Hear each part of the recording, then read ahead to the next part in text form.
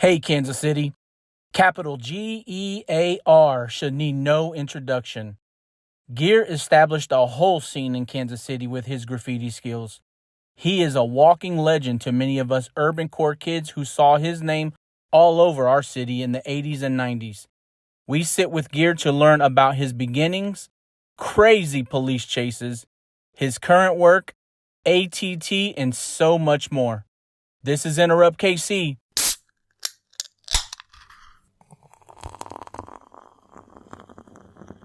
Enjoy this episode.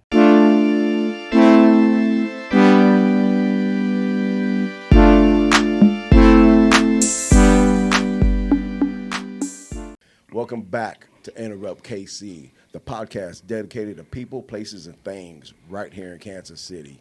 I'm D-Rod. This is my man JL. Man, Yes, I'm sir. excited. I ain't trying to cut you off, man. I ain't trying to cut you off. Man, by you one good, bit, man. But, you good. You got the special gear on, so I know you excited. I got a little bit of gear on. You right? themed up. You I themed up, man, big time because my man here, man. I don't know, man. I of course, I'm gonna let you. Yeah, introduce no. it, man. But You cool, man. I'm roof. themed up too, though, right? Like a game, the current. Shout out to the current, It's right? it's different games going on. It's today. different games. We got multiple games going on today. Different games going on. But let's interrupt our guest, man. How Let's about that? do it, man. And by interrupt, we mean introduce our guest. None other than capital G, capital E, capital A, capital R, Mr. Gear, man. Gear. How you doing, brother? Very good, very good. Yeah, yes, sir, It's man. a good day today. It's Man, a great day. it's a nice- beautiful. Yeah, I got outside. I thought it was going to be cold, and I got the windows down, rolling. Oh, yeah. Man, What's he talking about? Gear, right? Like gear. gear. We geared up. Yeah, I was gonna come full-fledged outfit, brother. I was gonna come full, and reason be because you're a pioneer here. Oh, Yes. no. When I saw you in the full Adidas, like, to me, that's That's our and I shit. had somebody tell me that once. I was walking down the street, and this guy from New York that I know named Rico. I don't know if you've ever met him, but he's is pretty he a black popular. dude? He's a DJ here in KC. Yeah, I know. Okay. But Rico. he saw me walking down the street, and he's from New York. Yeah. And, he used to be a bouncer at CBGB's. Yeah. And he came up, and he was like, "You're the only fool I've ever seen in KC that rocks the full," because I had shell toes, the full-on jumpsuit. brother. Yeah. So That's what I rock. I had, man. I had a Kango. We need to have D-Ross stand. Can you stand up, D-Ross, so Man, people can look, see what check- you got man, on? this is how Come I'm on, rocking, man. man. We don't do this very often, but you did it right. That's right. Got the shell toe. That's how we got used it, to rock it. Yeah. Don't nobody play no breakdancing music. He might. Hey, he man, might. I still do. Man. now still we're rock it, gonna have man. to battle. Hey, that's what I'm talking about. Hey, listen, man, we could do that, but I'll tell you what, my body don't move like that, man. Me neither. You know Me what? either. None of our bodies No, look like no, that. no. I mean, wake we- up walking sideways up the stairs after I do something crazy. Yeah. Speaking for of sure. stairs, man. Never mind. All right. Hey, we're gonna need a drink, man, Hey. for what we just talking about them stairs, yes, man. So Hey, cheers to we a made little, it. We man. made it. We made it. Yeah, man. But anyways, I think, man, just there's going to be a whole generation or two of people who know exactly who Gear is, Yeah, right? yeah. But it's important, man, because being born and raised in this city like D-Rod and myself are, Kansas City, the graffiti scene. yeah, You, man, if anybody, I don't care who you are, if you spend any time downtown, driving over the river, seeing the walls, they saw Gear, Mr. Gear, man. So talk about that, Gear, man. Like, how did that all start for you, brother? Because it's unique, man. So I was and this is probably early '80s. I started b-boying, and I was really into the b-boy course. And I'm more of a boogie boy, not a breaker. Yeah. Okay. So there's a difference in b-boys and styles like that. But I was more the boogie boy. So I popped and locked. Pop and lock it, Yeah. man. Okay.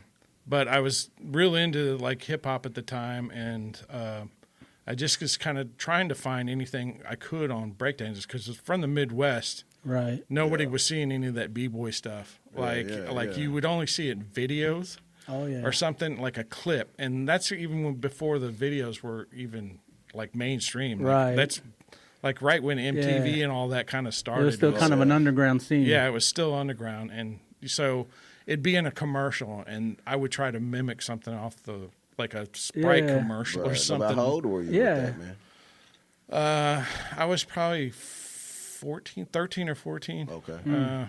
And then I was watching, there's something that came, I think it was like a PBS special, and they were doing like an interview with Rocksteady Crew from New York City. Yeah. And because it was breaking, I'm like, oh, I'm all about this. Yeah, check them out. So I'm like watching it, and they panned back. They were on a rooftop, and they panned back from them like breaking on this rooftop.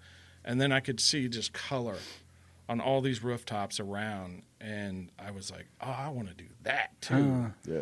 And it was all part of the culture. I didn't even realize it was part of the culture at the time, but Right. like I figured it was kind of that way because that's where All they the were colors, filming. man, all the colors.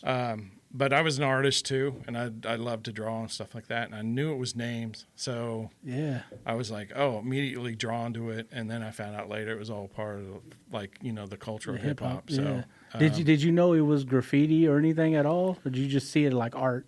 I just kind of saw it as art. I didn't realize it was graffiti at the time. I didn't even know they used spray paint. Yeah. Like the first You time pulled out your dad's paint and seriously, the paintbrushes, first you're time I ever went out, I was with a brush Yeah. and And doing little quart of paint. Yeah, a little gallon, like half gallon of Yeah. paint, and like out there trying to brush it on. And No way. and I did use some spray Took a long paint time, man. to outline because I was like, oh, it'll be easier just to outline it. But I couldn't figure out how they did it so quick. Or they got away with what they were doing. Yeah. And then, I finally kind of, there was a book that came out, and it was called Subway Art, and you have it here. Actually, here it is, Hey, man. hey, I brought hey. it, man. I showed you this when we first came in. And Yeah. I think I got this maybe, I'll say about 20 years ago, man. And it's a bunch of... That is the Bible for Bunch graffiti of, writers. yeah, man. And I didn't even know that existed until I went into the library and I was looking up things on graffiti just to Right. see if they had any kind of books on it. Right. And that was the book they had. So, and if you found that in the library back then, it was a gem because usually it wasn't there very long. They'd have to buy copy after copy because people would take them. Yeah. So you'll see a lot of those old school, like if you go to some old school writer's house, you'll still see the call numbers from the library they took it from. Right. So when you were, when you started introducing yourself to that, doing the brushing and learning the painting, did you get introduced with somebody? Like, did you meet somebody that was Yeah. like, hey, like an influencer? Like trying to when I mentor went you? out, I was the first one to like ever go out and even do it here, and then really didn't really meet anybody for quite a while. I met this dude named Pepe, and I went to school with him, and he was from the West Side, and he's the one. If you ever saw that Skull Cholo that was on the West Side, right on that very corner, Oh, yeah. that was illegally done, Yeah. painted a long time ago. Well, he's the one that painted it. Yeah. So I saw that before I even started like into the graffiti mood. I just thought it was cool that somebody painted a skull on the wall. Well, the thing too about that, right, is like we all know when we're doing that, when we did that, it was always midnight. It was always nighttime. Oh, yeah. So You didn't do it in broad daylight? In that time, Oh, come on. right? In that time, of course, it was illegal. Pushing. It was a bunch of pushback on it. We had arrested vandalism and all that shit. Oh yeah. Oh yeah. I mean, I went through the ringer on that. I mean, like one of the first legal jobs we ever got was Big Dude's Music, and it was Scribe and I that got it. And we didn't have a vehicle at the time, so we were probably walking like 2 miles with about 50 pounds of paint and a ladder, an extension ladder between us. Yeah. We walked to the site, and then we would have people throwing beer bottles and tomatoes, like you name it. way. They were throwing stuff at us from their cars. They thought you were just Because the news had portrayed graffiti as such a bad thing, like a gang thing, and it wasn't even a gang thing. I mean, shout out to Big Dudes, man, because that's ahead of their time, man. I mean, it was like, way ahead of the And time. not only that, Big Dude, like that mural or the painting, what you did there lasted a long time. It did. It did. Brother, that was there for A long time. Yeah, but that was like one of the first paid gigs that Scribe and I ever got. So, Shout out Scribe, man. Yeah. For people that don't know where Big Dudes is, that's like 38th and Broadway-ish, 39th and Broadway. Yeah. I remember the old AARP used to be right next to Big Dudes. Now it's Walgreens. Yep. So you started out, man. How did you formalize your style, brother? Because, man, I remember driving around Kansas City, D-Rod, and I saw these big OGEAR, and it's like bubble letters, and it was all kinds of ways you could see it, right? How did you formulate that style, man? I didn't really get it. I really didn't start doing my own style until this graffiti writer from Chicago got here in '89. The first guy that came down was this guy named Anti, and he was a writer from Chicago. He was going to the Art Institute. And then maybe a year later, East came down. Yeah, East. Shout out East. So when East got here, kind of everything changed. He's the one that taught me style. He taught me how to go bomb. He taught me how to do the techniques to it. Like all this different stuff. Like he showed me how to layer and how to, progress my style. Like go from this kind of lettering to like a full on wild style and that type of thing. So I think, without East, Kansas City wouldn't have their own kind of style without that dude being involved in it. So talking about styles, man, I know there's a shit ton of them, roughly about how many is there? Everybody's got their well, that you was there's that an you was old taught. like graffiti saying everybody's got their own arrow. You'll see arrows on every piece. Man, everybody's got their own style. Right behind you, there's some arrows all over that piece. Everybody has their own like style, and me, I'm kind of one of those weird kind of guys because I produce different, and I just keep producing different styles. Yeah. Like I don't have one set style, right? And like you'll talk to writers that even now are like, I didn't know that was you.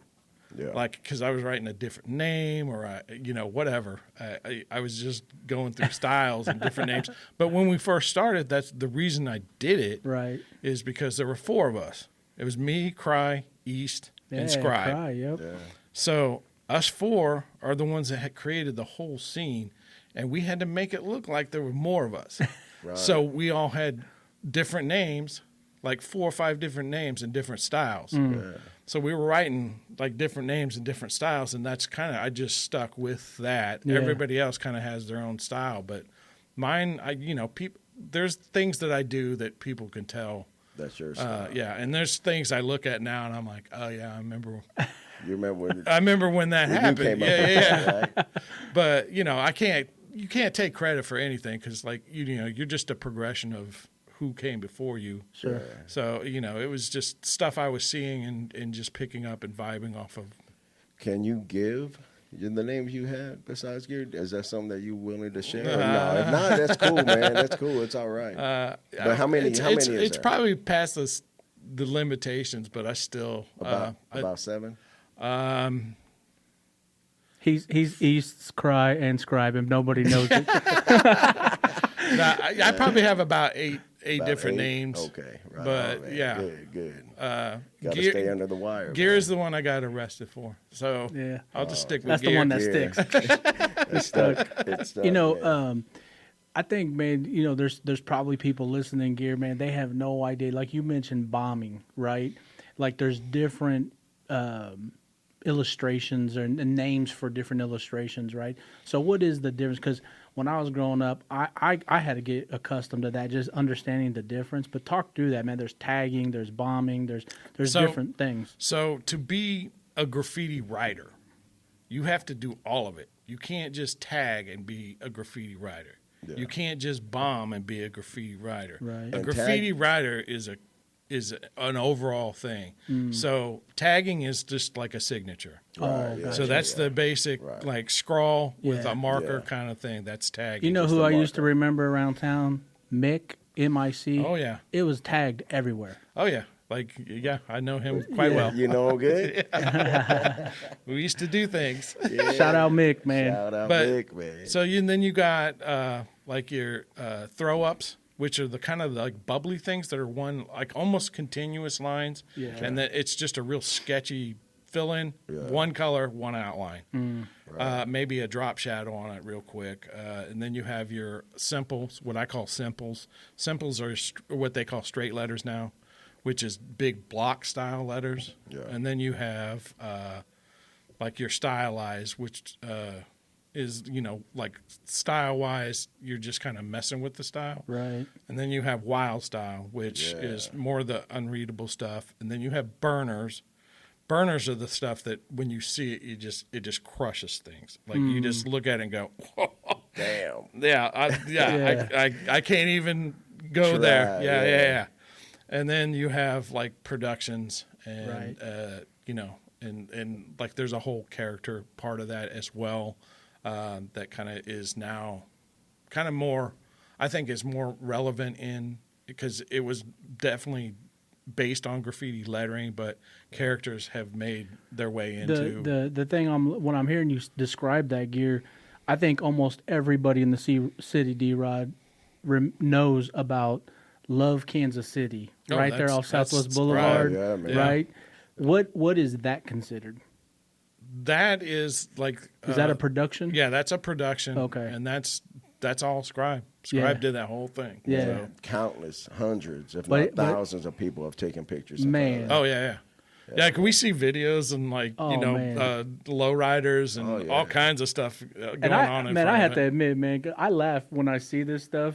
And first of all, I love the Love Kansas City. It's amazing. Oh, and I'm so, man, when I saw he gave you all a little shout out, he put the East, he put the gear, he put the Cry on there. Man, shout out to Scribe for doing that. Yes, sir. But I chuckle because, man, we grew up in a time, right, where this shit was like, you can't do that. Yeah. You can't do that, let alone take a picture in front of it, And so that's funny to me, man. That's why I laugh. It's definitely come full circle because, like I said, we were getting bottles thrown at us and like we were raked under the coals. Like the first article they ever wrote about us, it said con artists turn pro, like real big letters that said con artists turn pro. And for 2 years, like Scribe and I got called con artists, like everywhere we went. Wow. And it sucked. And then they were like, oh, well, we printed a retraction. It was on like the last page in the newspaper on the obituary down at the bottom that said, we meant can artists. Yeah, can artists. Oh, they make can artists. Yeah, but it was like a big thing. And that's the first time I ever used like my real name in the article. Yeah. And I was like, I'm never using my real name again. So like after that, I was going by Gear is Great. And it would say Gear is Great in the paper. So I would and one of my All-American names was Buck Rugby. So I've been Buck Rugby in the paper. Man. So, it's just, that one of those solid, like, I could trust that dude, Buck Rugby. Yeah. Man, so in that era, in that time, and you're coming up and you're meeting, you're with East and you're with Scribe and you're doing all this. Is there, and we all know it, man, has there ever been like rivals, like people that also was doing it that, because you see it in movies. No. All that, man. So Kansas City is pretty unique. We did have a small stint where there was a little bit of beef. Right. But it was never anybody like going over each other, never any kind of fights, any of that kind of stuff. There was maybe 1 or 2 fights that ever happened, but it didn't go farther than the fight. Yeah. Like I said, Kansas City is pretty unique for that. Like we've had the respect here, and hopefully it stays. Yeah. We've always had that kind of respect here, and maybe the younger kids now are having beef, and I don't know, right? Because I kind of see them now, but I don't.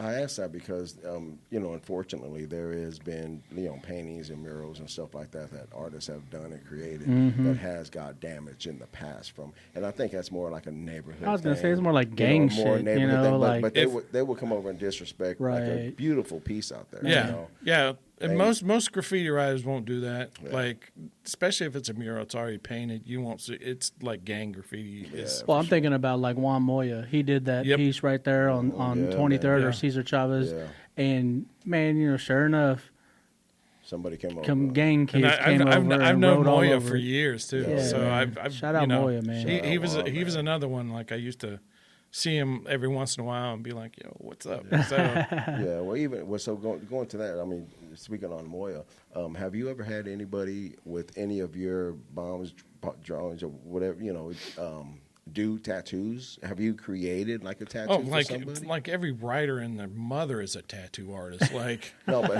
has somebody like out of you created, like you drew something for somebody that? oh, I've drawn tattoos for people. Yeah. And I don't have pictures of them, but like, yeah, I've drawn tattoos for That's people. awesome, man. But yeah, like, I mean, like, That's cool to there's know like that 4 or 5 dudes in our crew that are tattoo artists. They have their own shops. Yeah. Like Windhorse is one of the dudes in our crew that he owns that shop. So yeah, it's tattoo and graffiti just have been hand in hand. Yeah. Yeah, that's cool to know that something you drew is on somebody's body. Yeah, You it's kind of for the rest weird of their a life. little bit to Yeah, me. yeah, maybe. Yeah. But it's out of respect. your art, yeah, too, yeah, though, it's you know. respect. I mean, somebody's putting it on their body. That's major respect. So Yeah. Man, for sure. Man. I was thinking about gear like, as I was describing earlier, how what I remember about you is the kind of the big G bubble letter EAR, and then all of a sudden the style transition. I think you were describing that how East kind of came down and some Oh, Los yeah. Anton, they came down and kind of influenced you guys, or you at least, in a different way. What I remember about hip hop movies, they would tag up on subways, especially. That was the way to get their art shown to the world, really. And it was like boxy, right? It was boxy. Like, can you talk about that? How the Yeah, transition so- from one to the other? So the reason Kansas City is kind of the way we are is because we're born out of Chicago. So that Chicago style came here. And they had like subways in Chicago, but they did a lot of rooftops in Chicago. So that painting on walls kind of strictly came to us, and we didn't have the subway here. So, we painted on walls. Yeah. But yeah, like it was just wherever you are in the country is you just got to deal with Yeah. how you're coming up, and that was just something that transitioned from Chicago. Luckily they had painted on walls, but like on the subways, the reason everything was kind of so boxy is because they had a limited space Right. under the windows, Yeah. and so it was more like the boxy style. But like you see, like Kansas City style, we always like the one thing that I think we've donated to the graffiti culture is the tails. Right. Right. Like these long kind of extended extensions from Yeah, the they kinda from the spread them lettering pieces. Yeah. Cool. do man. do people ever reach out and say, "Hey, man, come to our city, man, do a piece with us," or anything yeah. like that? Yeah. I mean, Scribe's down in Florida right now because of that. Oh, Like, is he? Yeah, right? but yeah, I mean, we've gone to like several places and painted. Some major cities. Oh yeah. Like I've been to Chicago. I've been to New York. I've been to Cincinnati was one of them. I haven't been out West Coast yet, but we got a crew out there now. Yeah. So we're gonna make our way out there pretty You're soon. Pretty welcoming with other artists that are doing the same thing up there. Yeah, I mean, if you're invited, like most of the time, you're just going to be around people or people Right. that respect you. Yeah. It's not like just like going out there and start. You don't just go out to a place and start doing your thing, because you gotta kind of know who the people are. And if I went to another city and I lived there, or I moved there, I would find out Get in the loop, who's right? running it. And then get in the loop and just, hey, can I paint over this? Hey, can I do this? And get that respect going instead of just start like bombing the city. But other people, that's how they get respect. Yeah, man. So they go in a city and just start bombing it, even though they make everybody mad. But that's where the wars come in and all that kind of thing. So. Oh yeah, man. I spent some time in Portland, and I think I sent you a video because I was just like, man, there's some parts up there where it's like, wow, there's some nice graffiti up there. But then there's many other parts where you're like, oh my God, this is trashy. Like honestly, like I was just blown away. Like it just like maybe it got the out of uppercut. control, man. Like people just go there and just let loose. But it's all part of it. It's up and like, comers, maybe. man. Yeah, They're it's trying to do people something, man. people trying to get their name up. Trying to Like do it, so, yeah. it's a love-hate thing. Like I'd rather not see it all bombed out, but at the same time, I love to see it because I do too. Yeah. it's people coming up. Yeah, it's yeah. people So doing. that's how you started, right? That's how I started. That's how the whole culture is, and you got to respect it. You Right, got to right. respect those people. Talking about that and the culture, right? In August of last year, 23, right? there was the 50 years of celebration of hip hop, right? With no attributes. Oh, yes. With no attributes to graffiti. Man. There was, I mean, back then the legends, right? Blaze, right? Scene, Days from that pioneers, right? Pioneers of that time, man. What was you thinking about that, man? When you seen that?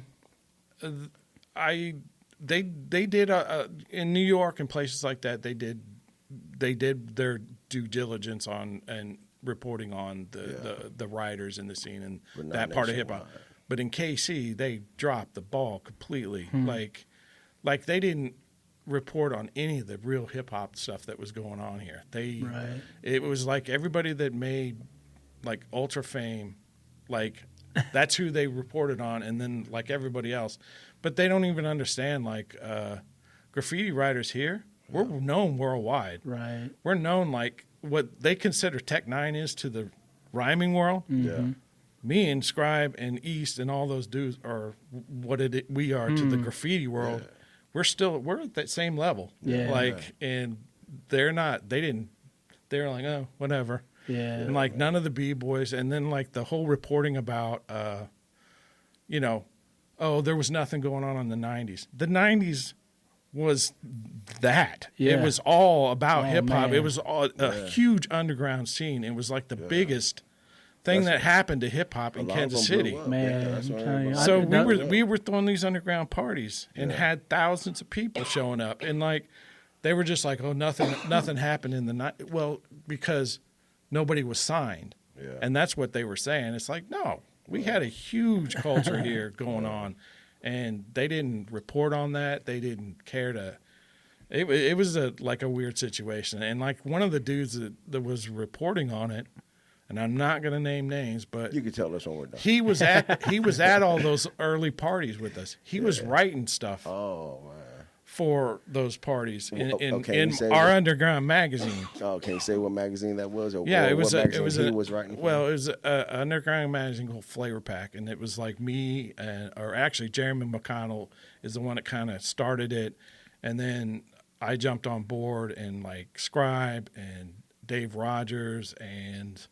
There was like a handful. It was Greg Knoll, some of these early guys. And it was so we did this underground hip. It started out as an underground like arts magazine, which it was going to be like just all these different scenes kind of meshed into one. Yeah. And then it ended up being more like hip-hop based. Right. But, that's how we would support the magazine is like we throw these underground parties and then – do all the printing. Right, but that guy didn't put nothing in there. Is that what No, you no, there was articles in there. Oh. That's what I'm saying. Like we had people writing for us that like didn't acknowledge any of it, and and actually like even the guy I'm talking about, he knows who he is. Yeah. And like everybody hit him up and was like, "Oh, you need to talk to Gear and Scribe about like hip hop in KC and Jeremy McConnell." Yeah. Because we were the ones throwing these underground parties. There was nobody doing it until we did it. Is that guy still writing to this day? Do you know? Yeah. Somewhere? Oh yeah, he's famous Yeah, now. man. He was He's- somebody going to tag him to this video. Yeah, you that- gotta let us know when these cameras are off. Yeah. He's famous now. Yeah, like okay. he hangs out with like ultra people now. So Yeah. it's like whatever. Right. You know what I remember, Gear, is I remember driving through the city, right? I mean, we're us three talking. We're born and raised Kansas Cityans, man. We came up in the city.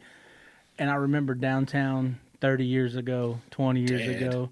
It was And ghost I town. remember all these, the people see these condos, and it's nice, right, or whatever. But the graffiti was everywhere on these Oh, yeah. empty buildings, right, that are now condos. I remember the plaza, and under the Rush bridges, Creek. under Rush the Creek. bridges, it was all That's graffiti. where we started. Yeah. That was And, like one of our hot that's spots. that's what I was gonna ask you, man. Like, talk about like your earliest story, like when you went out into the city at night, and it's like you actually were committed to doing like something. one of the first and earliest pieces, full on like productions, was down in Brush Creek on the plaza of all places. Yeah. We weren't thinking about it, but at the time, it was a nice wall. It was Yeah. dark. Yeah, Nobody yeah. could see us. Right. And so we did it, and like it made waves like right off the jump. We It weren't was in the paper. we were not expecting Yeah, I remember that to happen. So I swear we were I like, remember oh, But like further down, there was these, we called them the Brush Creek tunnels, which like they were long extended tunnels that you could go under. And there was a lot of stuff under there. That was probably the like kind of first Hall of Fame. And then it moved to the river in Kansas City. So that river wall for like, I don't know, a mile and a half had just production after production on it, and they buffed it all. I remember Permission Wall. Well, I knew it as Permission Wall. It was right there where 71 is now, and there used to be the old Strouds under 7. Well, I guess it would be 71 right now, going south. Before they built that, there was a building there, and the person who took me to see it, and this is in the early 90s, they're like, "Man, I'm gonna show you Permission Wall." They drove me by the plaza. They drove me by all these places, and it was just a white brick building, I think. And they knocked it down, I think, to build 71 Highway, and it was. He said it was Permission Wall, and it was pieces just like the one behind you right there. Yeah. And it was like nice, graffiti. It wasn't like. Well, anytime you're doing a Permission Wall like that, that's when you can relax. Nobody's like after you or anything. Yeah, the business lets you do it, you right? You can really focus on techniques and skill and pushing the limits on what you can do. Right. You're not trying to do it in 4 hours and be out. Right. And that's a long time actually. Like when you're doing it out on the street, it's usually anywhere from like 15 minutes to about 2 hours is like your max. Right. Yeah. So Yeah. I remember also too, man. I don't know if you ever did anything like this, but there was this friend of mine, and I don't know if you know him. I think he moved to Chicago. His name's Chris Trejo. Oh yeah, I know Chris. You know Chris? Yeah, he went to my grade school. Yeah, man. Yeah. Well, I went to high school with his brother Eddie. Yeah. And we're the same grade. Yeah. So Eddie was the older one, right? Chris was the young brother. Yeah. So anyways, we knew Eddie. Chris. I knew both of them. Chris used to paint on jean jackets. Yep, I remember that. Yeah. Yeah, and he was a great artist as well. Yeah, he was. Oh man. Anything you dabbled in with some apparel like that? Oh yeah, You got some still? Yeah, I've got a jean. No, I didn't wear it today. How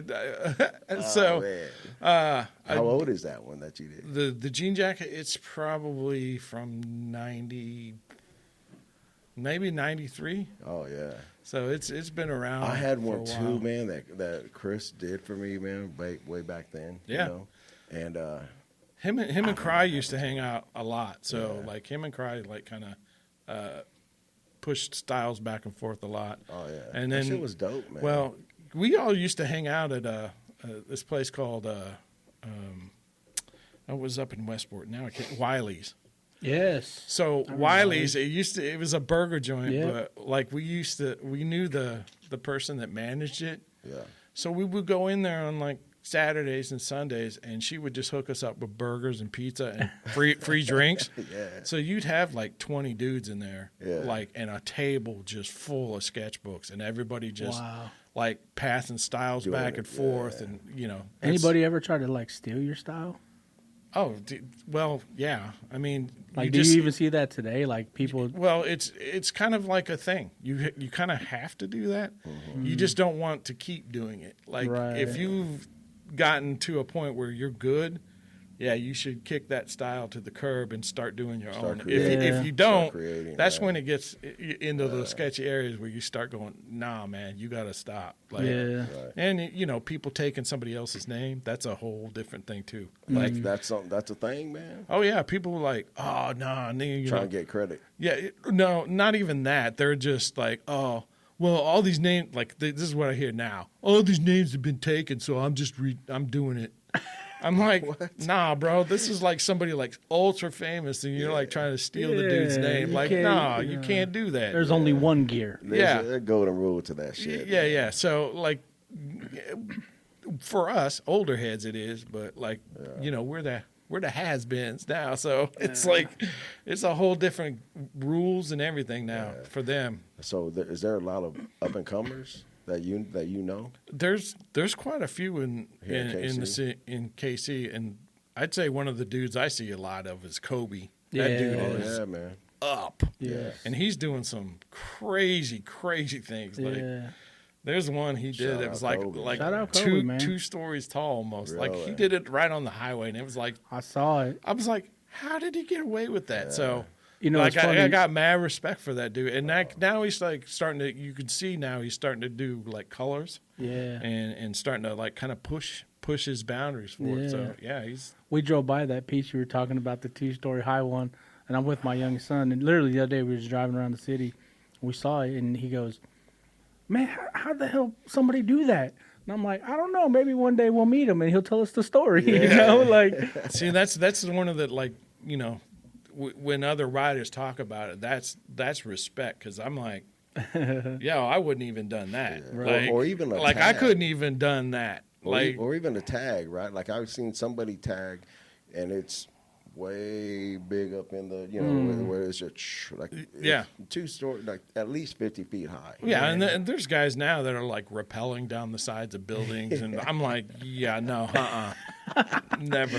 I used to do some crazy stuff like climb grain silos and things like that, where the roofs are real sketchy. Like you step on it and that roof would sink, and you're like, underneath this, it's like 10 stories of a straight drop down into an abyss that you can't get out of. So man, I mean, seeing the edges of those or the sides of those highways and shit oh my gosh, Yeah. I'm like, whoa.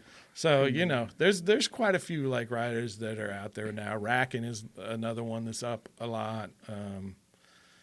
So I'm seeing a lot of like people up. Yeah. And I'm waiting to see them push styles now. Cool. Like Have you worked with them? no, I've never worked with them. I don't even know if I've met them. I may have. Yeah. Because they're around, they're in the scene. But like, the circle if you're somewhere, if you're smart, you just don't tell anybody who you are. I was gonna ask you that though, man. Like because I'm thinking like, okay, you start doing this work, right? You're like, okay, I'm gonna be gear. Which I want to ask you how you came up with that name here in a second. But you're like, okay, I'm gonna be gear. I'm gonna go out. I'm gonna start doing this. Yeah. And then all of a sudden, like you, East, Cry, Scribe, like you said, you guys kind of started really interjecting, into the Kansas City scene. But how do y'all meet each other? Like, how did that happen? Okay, so way back when, before the internet, before those were the peak times, before brother. camera phones and smartphones. It was that winding. Yeah. It was your Elevator pictures, over, and you hope those things turned out. But like, so there's so many pictures I didn't get of stuff because the film didn't develop right, and like it was like, oh well, I can't get a picture of that now, because they buffed it or it rolled out in a train or whatever. But we would have to you would have to know a rider, or you would have to go to a city and just kind of walk around, and if some dude looked like a rider, you would be like, yo, you right? And that was like, if you see carrying around a backpack. If you see old like T-shirts and stuff that say, "Yo, you right?" That's what it's talking about. Okay. It was like you were asking like some dude like you didn't even know. Yeah. But he looked like, what's up, man? Holla at me. yeah, you right? Yeah. And you kind of like once you got like that was the code, man. Yeah, and you kind of got that connection, and once you did, it opened you up to these people with connections and those, and it kind of snowballed. And then you would get like these stacks of photos like in the mail.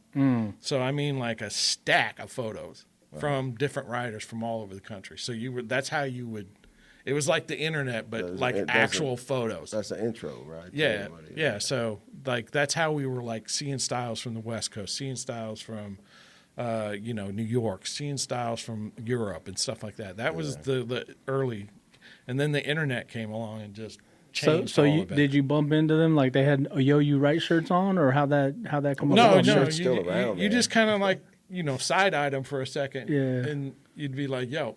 Yeah. And if they say yo, it was either like, What's up? and then you'd be like, you right?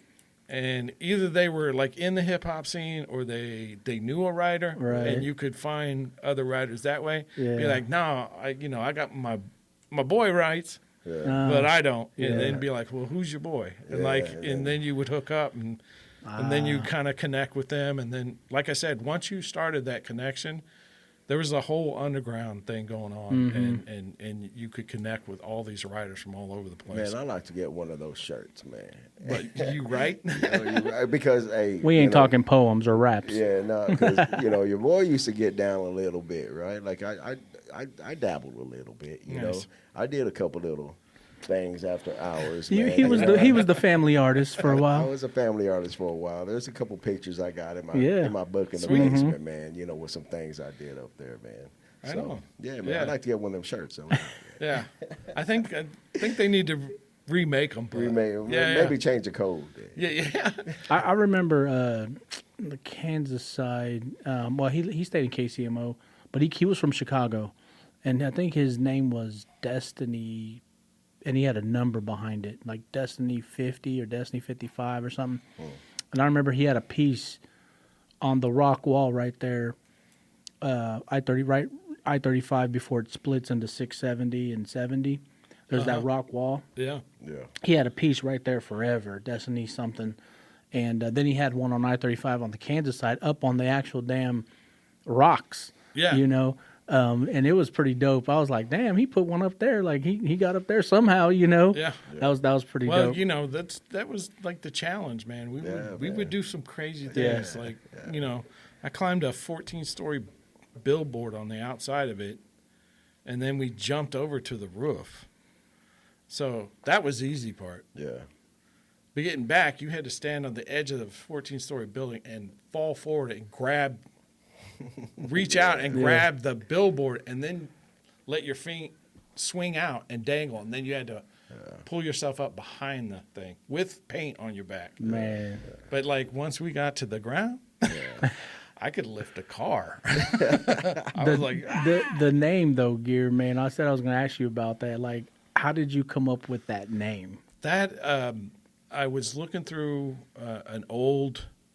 Not an old one, but a sketchbook that East had brought down from Chicago. And this dude, Trickster, Slang, and Oracle, kind of the guys that were like the style masters in Chicago. Mm-hmm.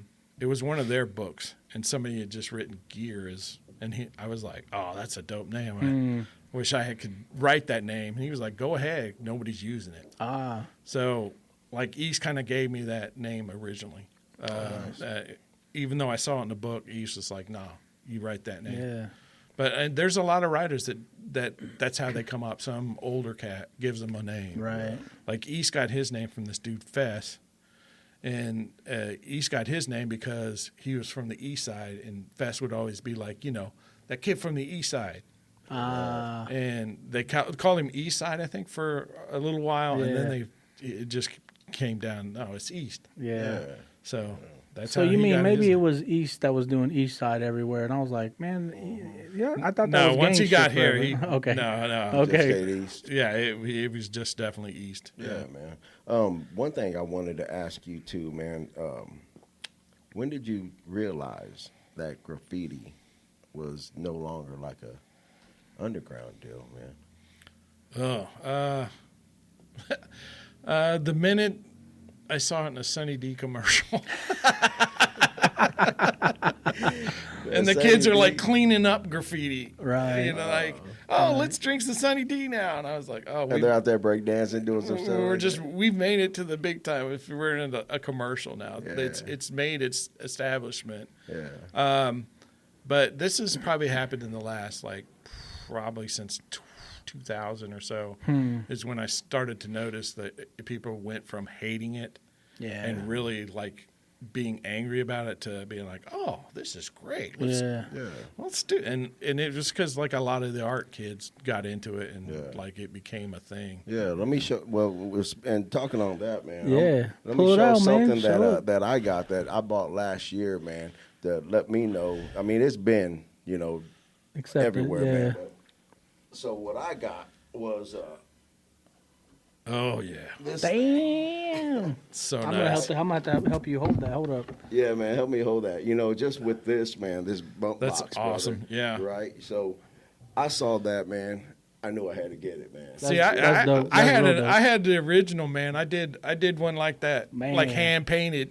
myself. But yeah. Yeah, you hand painted it? Oh, yeah. That was the thing back in the day. We used to hand paint our beatboxes. Yeah. Yeah, So, like, when you see things like that, that's on, of course everybody's getting paid for it, but now it's nationally, internationally. Yeah. That is sick. Man, being a pioneer, man, that has to be something proud, man. Oh, yeah. It to me, like, it's not even me being as proud as probably the guys that started it in New York.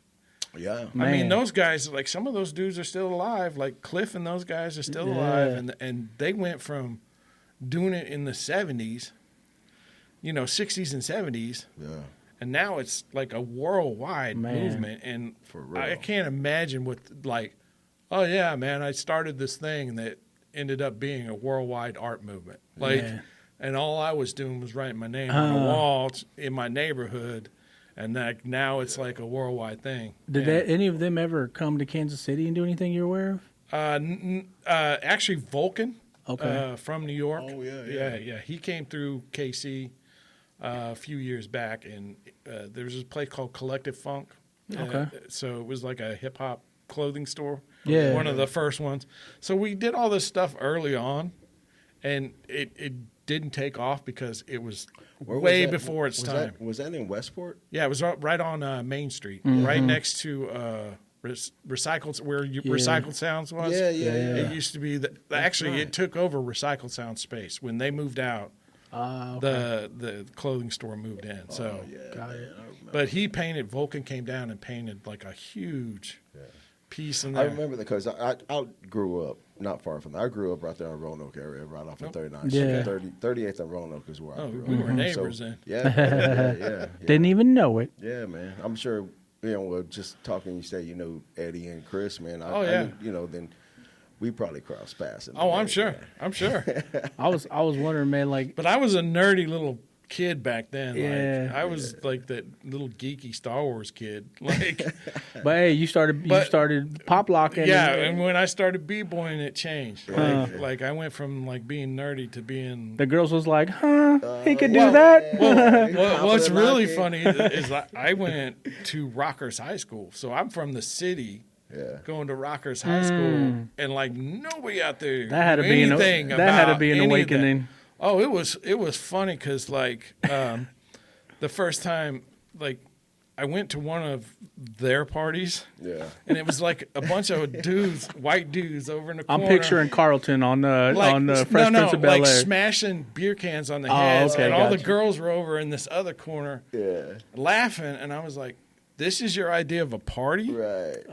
And I was like, "Nah, bro, I got to take you to a party." Yeah. And so I took some of the and Some of the girls. No, Took the girls? no, I didn't take any of the girls because I just wanted. So I took some of the football players because they were like already making fun. I was like, "Nah, y'all don't even understand." And dude, we brought them to a house party in the city with the DJ, and everybody was dancing, and they were up against the wall just like They were freaking out. uncomfortable, yeah. And the girls were coming up to him, they're like, "You want to dance? Come on, dance!" And they were pulling them out on the floor.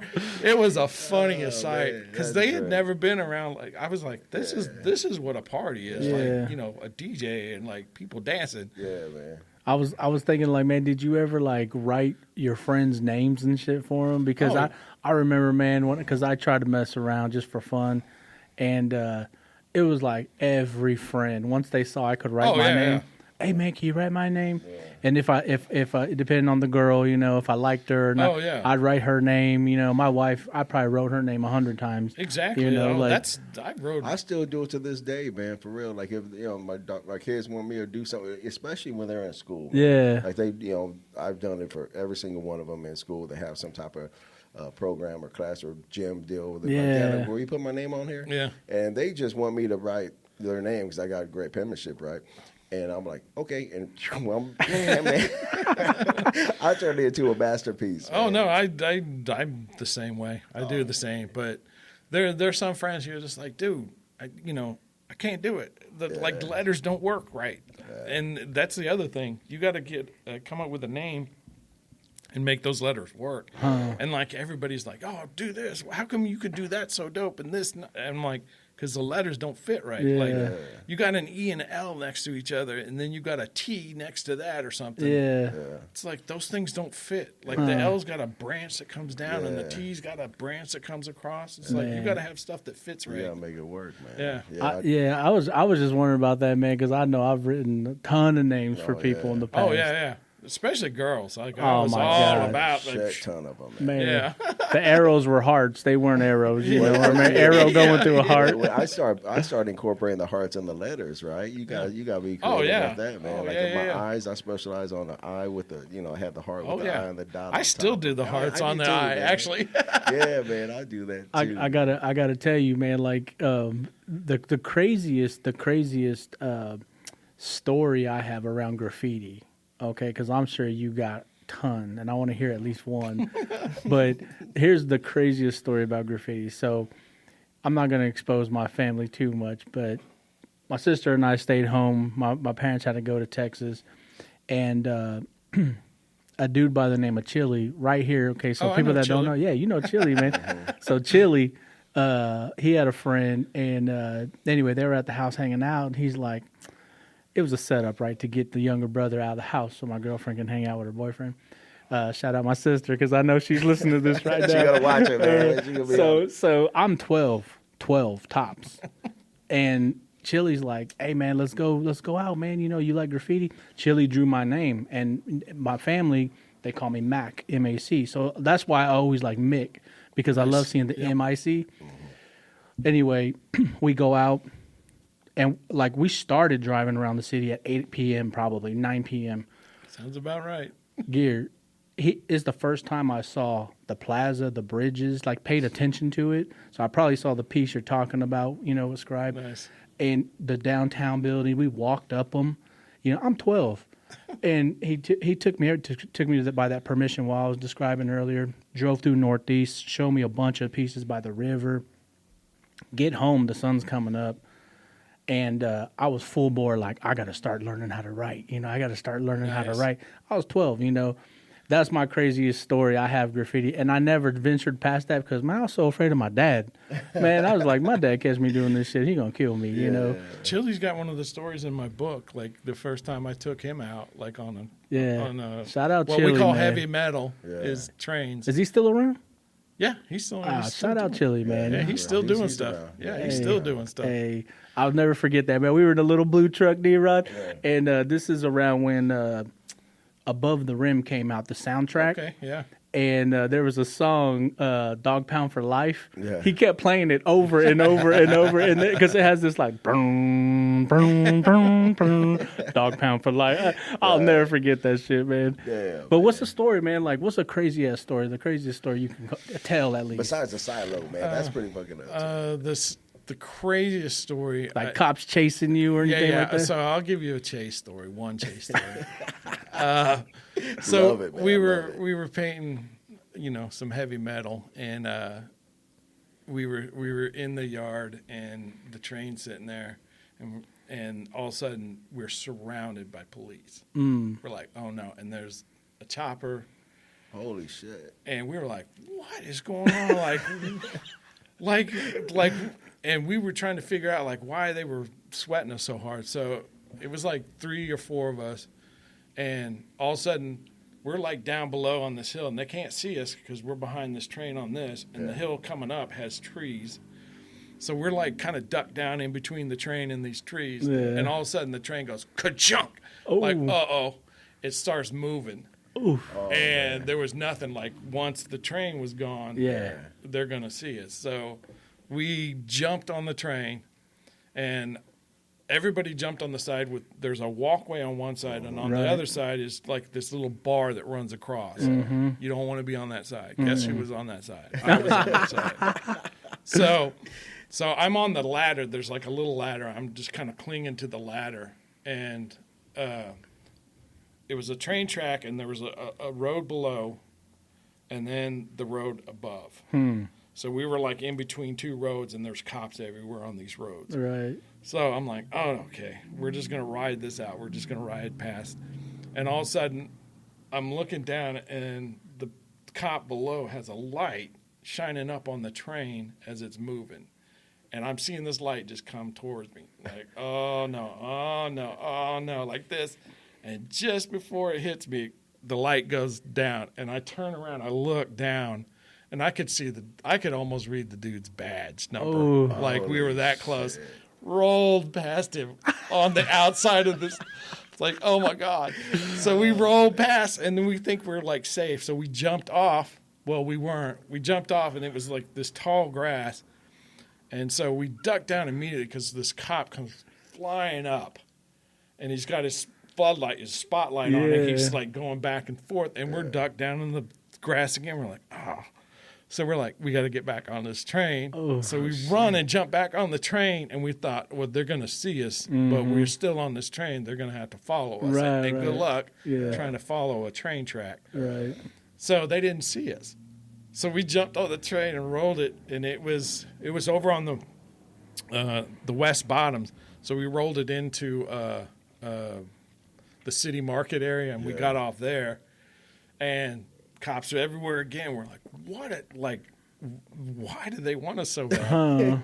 So like there was like a lumber construction, like a sawmill or something, but we jumped in this like a dumpster full of sawdust, covered ourselves, and we were like in there for like maybe 2 hours. Wow. We finally get out, and there's still cops rolling around. No We're like, way. what? So they're determined, man. So we went and hid in the bushes, and then I went and called a friend of mine, and she came and rolled and got us. Like she came down like middle of the night. Like, yo, you got to come get us, man. It's like, I know it's 4:00 in the morning, but come pick us up. But she came down and like got us, and we rolled out of there. But like we found out later it wasn't us. They were looking for somebody that had shot somebody. But we were just in the mix. Did you guys go back and finish that piece? Oh no, it was on the train. It Oh, was on the train that rolled out. Oh, got you, man. Yeah, we just followed it. There's some beautiful badass bombs on them trains. Yeah, man. I worked for Union Pacific for railroad, man, and I would see them all the time. Man. I take pictures of them. Yeah, I got. Did you ever do one real quick? No. Okay, good. There's a graffiti guy that works for the rails here. Yeah. He's pretty well known graffiti guy, but like all he does, he's security, so he rolls around and just takes pictures. Oh yeah. Like his job is to take pictures of all the graffiti and stuff. He's out there doing it. Yeah, that like he's out there doing stuff. And it's badass, it's really funny like who you come across as like a writer. Like we have this dude that comes down every year here. Not every year, but like we see him quite frequently. But he comes down and he's like a Wall Street like millionaire guy. Really? No way. And he comes in, he's like private jet kind of a guy, and he's out here like doing graffiti. No way. But like, and he loves rave music, which none of us like. But he'll play his like rave music. That's intense, man. But like, he's in my friend's crew, and then they'll just they go out and just roll around and have a good time after that. But talking about crews, man, what is the Kansas City crew called? Is there a name? Because I've seen things like on social media like Spray KC. I don't know who that is or what that is. Spray KC. Those are like mural projects that are in KC. You. So those are like the guy that does Spray KC is I can't think of the name. That's now. all right. Anyway, but do y'all have a name? Is there a name like our crew is called ATT? ATT. And that's kind of like a Kansas City staple. Like ATT has been like a KC staple forever. Yeah. There's YPN crew here, which is another KC staple. And all the like newer guys that are coming up, I can't even think of any of their crews. But what's ATT for? There's a lot of stuff. So each one of us has got like your own. Yeah, like one is at the top. Another ticking time bomb. Always taking titles. Nice. So I mean, every one of the crew members has like probably 8 or 9 different things. At the tower. Yeah. No, that's dope, man. I was just wondering about that, and I see, man, and this is how we kind of met, man, because I saw this hat I was like, okay, who made this hat? Got to find them. And you know, I reached out to you and was like, hey, man, let me get one of these hats. Talk about how you came up with this, man. I was just kind of sick of seeing the most of the KC stuff that you see, paraphernalia or you know, apparel, is they got like a boring KC on them, or it's like a different version of the KC Royals logo or the KC Chiefs logo. It's just slightly different. It's the same, yeah. And it's always the same colors. It's like royal blue or the red and yellow, which is fine. I don't mind that because I've got a new one I'm working on. I've got a red and yellow one like that now that I'm working on. But I just wanted something a little towards my style thing, something that I would actually wear. Yeah. And so I just did it. I made it finally. I love the crown too, by the way. Well, yeah, and that's kind of just to get away from, you know, the heart. Everybody's got the heart. The and Charlie there's Hustle heart. Yeah, there's like a fountain one, and I didn't want to do that again because I could have stylized a heart and done that. Yeah, and actually, I did several logos that had a heart in it just to see what it would look like. But I like the crown because it's kind of, it plays off the KC a little bit, the Royals thing. Yep. Because of the tiger is always sporting the crown. Yeah. But it's a different, you know, it's a different way to look at it. Man. That's cool. Well, okay, so our logo, right? Man, maybe I don't know. Oh no, I want to do you guys something. Awesome, so, man. That's where I was going with Interrupt it, man. KC, man. Maybe You see the letters, man. Like, you know, same thing, man. Putting this together, right? Yeah. Didn't want, you know, boxy letters and Yeah. you know, the same kind of look you see with people's, you JL know. was sending it to me. It's like, what do you think about this? I was like, yeah, that's cool. Yeah. And I was like, oh yeah, that's cool. He showed me that. I was like, damn, that motherfucker's bad. Yeah. I like that. I love this because if people who can't see it very well, it's one line. It's one line creating the whole letter. Yep. You don't need to pick up your pencil. You just write the whole letter. Yep. That's what I love about it. So anyway, man, I just curious, how can people get these, man? Right now, I'm still trying to get my website set up. Yeah, I think I talked to you that about, I don't know, 2 months ago. It's all good. But you know, I've got like a million things on the plate, so it's like I bounce from thing to thing and try to get my thing done. But I am working on a website. But if you want to maybe just DM me at Gear ATT on Instagram, or look up Gear Smith on Facebook. Okay. Either one of those two, you could find me and just hit me up in a instant message. Yeah, there's no other Gear AT on ATT, IG, right? No, Just you, right? It better not be. Yeah, We're gonna have to regulate Gear. Yeah, man. And if you see the thing that looks like a banana in a little photo, that's me. Like the bright, like a bright yellow. It's, Come on, man. I'm wearing bright yellow with an orange hat. Orange, man. I thought it was. Well, orange. the hat's orange. The ball cap's orange, right. I follow. Yeah, man. It's great, man. So, anyways, get out there, man. Support Gear. Yeah, man. Get out there, support, man. For sure. I'm dude's an OG, man, for real. Yeah, I have like books and I have original artwork and stuff like that. Let's see it, man. What you got there? Oh, Yeah. Show us some stuff. This is the book I have. It's just like a little mini book, and these are going to come with a little print, like a man. Look at all that. a made print. But that's a history book to me, D-Rod. but this is just kind of a little kind of book showing a lot of the work I've done. Yeah, and that's through not only in Kansas City, that's in other cities as well, like you said, right? Right. Yeah, this is from all over the place. Does it give? Does it say? So this one is like actually this one's up in North Dakota. Okay. So, yeah, I've All got over. I've got things all over the place. This one was in Memphis. Wow. Man, shout out, Memphis, Man, look at that train, man. Talking to trains. Yeah, there's So- there's That UP train, man. There you go. Boxcar. So this is. Do you have one of your earliest piece in there, Gear? Yeah, actually. Can I see that? Yeah. Hang on. So this is Pepe, the guy I was telling you about. Yeah, Shout out yeah. Pepe. That was that skull I was talking Yeah. about. Anybody from the West Side knows exactly Yeah. what that is. So this is like, you know, this that Brush Creek stuff I was talking about. It starts from the beginning and then up to Yeah. It's got kind of years in it, and then after a certain like 90 something, I kind of just mesh it into the rest of the book. So. Right. Right. Let me take a look at that. Yep. Nah, I mean that's dope, man. So you're gonna try and sell this book eventually, and you also got a shirt. It looks like. Yeah, I've got T-shirts. I've got hats. Yeah. Dope. As well. That shirt is dope, Man, man. I gotta get it one, man. Man. And then we gonna meet up after this. I've got like keychains Yeah. and like little pendant things.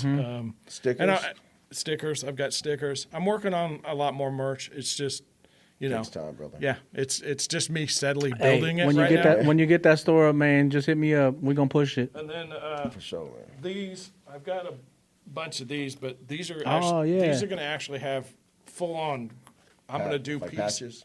No, I'm going to do hand done stuff on these. I've got Nice. little smaller ones that are more like purse size. Yeah. So I'm going to do those hand done, but these might just be an actual kind of like print on them or something. I don't know yet. I'm still working on the idea for this, but I've got some of these that are going to be for sale. Man, that's dope because like I think about this sometimes, not every day, but every once in a while, Gear. I'm like driving to work, and I'm like, man, I wonder if people know now, like the hip hop generation is not the young, teenagers or 20-year-olds anymore. We're in our 30s, 40s, and 50s now. Talking about the 50 years of hip hop, and I'm like, I can't be the only person listening to some Run DMC on the way to work, right? Well, me teaching, these kids don't even know who Michael Jackson is. Wow. It's amazing to me. I said Michael Jackson the other day, and they're like, "Who's that?" And I was like, "How do you not know who Michael Jackson is?" But it's that whole generation they're not listening to that good music at the house, man. Well, and just like comes from home. them, you're showing them graffiti stuff, and they have never even seen it or paid attention to it. And it's like, man, it's all over the place. Like, how did you never see this? But it's just they're not. That's just not their thing. Right. So let's talk about that. Man. Let's talk about that. Anyways, we're here at Matty Road. That's right. Yes. Matty Road's in Northeast. Northeast, man. Which you hold a class. Yes. Yeah. So let's talk about that. How you got that started, man? So I applied for the Matty Road Center in October and got the job. Mm-hmm.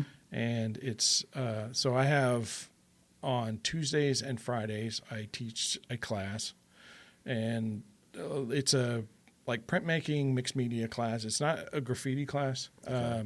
I do a graffiti workshop now until May, so that's open up if you want to. If you want to sign up, we still have sign-ups for that. Do kids know what graffiti is? For the graffiti workshop. They don't know who Michael Jackson is. Do they know what graffiti is? No, but their parents do, and their parents are like kind of turning them on to it a little bit. So, we've got 10 students in the class so far, which is it's good. That's great, man. Because we just kind of started these, workshops. Yeah. And that was like today that Talitha, one of my coworkers, she does like a knit, she's doing these like kind of like that crochet blankets or something. Not so much crochet, but actual needle point and things like that. Yeah. So they're making these little kind of plush kind of toys. Yeah. They're kind of doing that right now. And then Anthony has a photography thing set up for that. Like I do 6th through 12th grade for the graffiti class because I want them a little older so they kind of understand a little bit better of what we're Probably doing. concentrate a little bit more. Yeah, it's more that. But we just had like our first real kind of class was the end of last month, end of February. And you'll see a table out there, and it's just full of tags. So I just put paper down and, was trying to teach them tag style and stuff like that. And, That's awesome, man. I showed them the movie I was talking about, that goes along with the spray can art or subway art. Hell yeah. So I showed them that movie, and that's Field trips, man. Yeah. Field trips. Well, that's going to be like the last maybe if we keep on the schedule, Yeah. that'll probably be the last day. Okay. We're going to do a field trip to go around and look at stuff. But that's if we can keep the schedule on track, because it's like you have to. Let's go. Yeah. Come on, kids. yeah. Let's do this. Is there any Yeah. charge or price for that? No, happen? it is absolutely free. yeah, Dude, it's Matty absolutely Rhodes, man. free. Awesome, man. And then we have like our after school program is the program that I do normally. That's also free. Okay. There's summer classes coming up, and those you do have to pay for. I'd have to ask Anthony again, but I think they're $30 a class or for a week. So anybody listening in our audience, man, if your kids are interested, if they got any type of artistic, I mean, as we all know, man, we see it all throughout the city, man. There's ways to make money off of Lots. it. I mean, there's artists out there, that are doing that. So, Well, I mean, look right behind us, ITRA icons. You know, Isaac and Rodrigo, man. Like, I remember the town before murals, right? Like, and now you see them everywhere, right? Yeah. I mean, murals used to just be in like our neighborhoods, Yeah. just pockets, right? Like, Yeah. oh, we'll do this nice little wall right here. Yeah. So yeah, man, I think shout out, man, Matty Rhodes, and getting you on there to do that, and shout out for you, man, because like this is an art we don't want to see go away. Yeah, that's one of the reasons I'm trying to get it out there. Right. Because I think there's a big disconnect from people my age and this new generation. Oh, sure, and I man. think COVID really changed a lot of things. Yeah. 100%. Like it really and internet and the phones and everything Oh, have man. changed Yeah. that kind of experience. Because if I had Matty Rhodes back when I was coming up, I would have been there like every day. Yeah. Because the materials we're offering like screen printing materials, any kind of printmaking thing, like even the carved linoleum type stuff. We're doing all that kind of stuff. Oh, wow.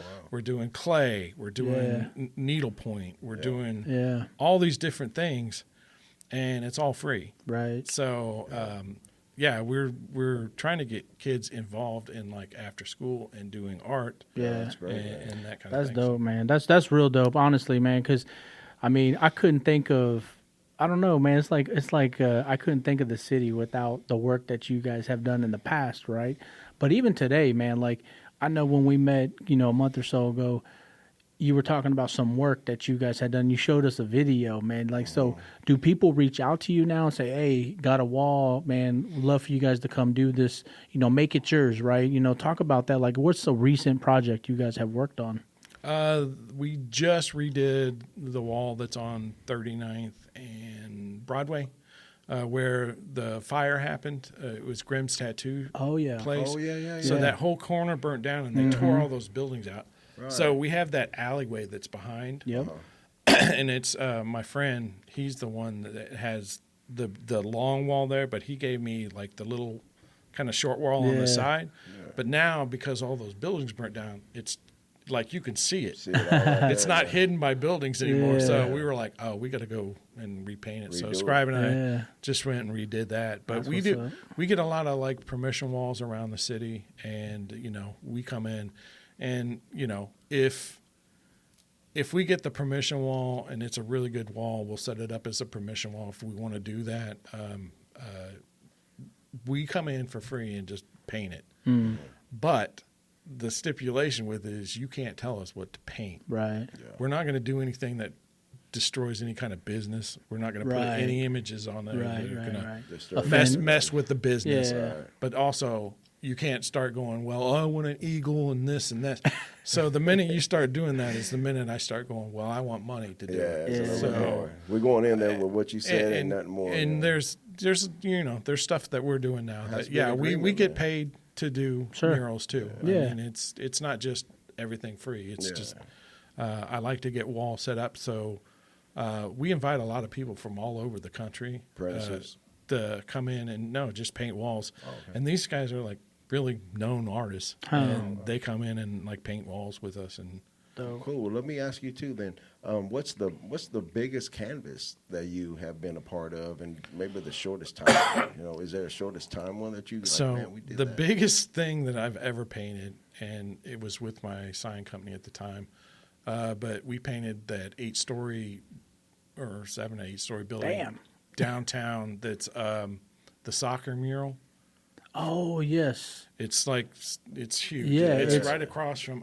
There's a bar. Yeah, across the is street it the from streetcar or something like that, or street? it. What's No, it called? it's a big soccer mural. It's What all street is yeah, that but on? it's across from the 17th and Main. Yeah, Okay. I So know what you're talking about. yeah, that It's was still up there right now. Yeah, it was There's a hotel like a block up from it, and the Yeah. streetcar bar or something like Yeah, that. yeah. Yeah, It's I know right exactly what there. you're talking about. But yeah, that was like the biggest thing I'd ever painted to date. man. So That that was pretty interesting. Oh man, I had to get my sea legs. Like when we got up past 4 stories, because I was doing sign work, so Yeah.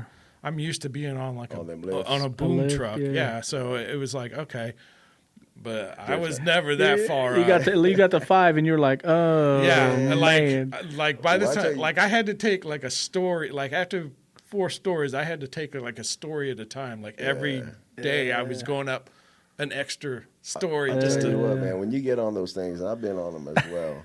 You get up there, man. It's swaying. The wind- that's what I was the about wind to say. is way different. That little man. That little movement I of believe that you. wind blowing, man. You're like, man. Up high, that thing is swinging. Yeah, it's not man. just a little Yeah, movement. well, I mean, the we little- we were laying it against the wall just so it wouldn't move. Yeah, but I'd like, come down from there, man.